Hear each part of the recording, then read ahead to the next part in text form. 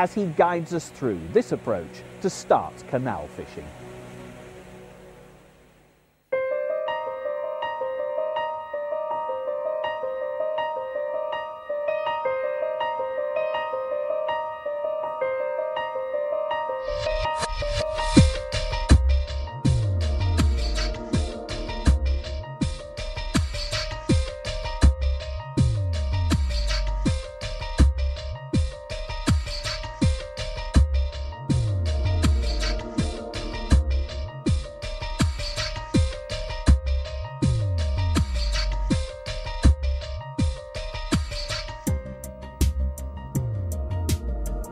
What a terrific day for fishing.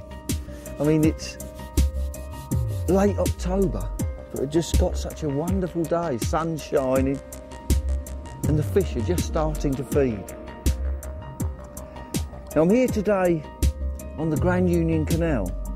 Oh, it's a lovely little skimmer. Oh, great fish. I've already had a couple of gudgeon, but I like to start with a fish, but lovely little skimmer there.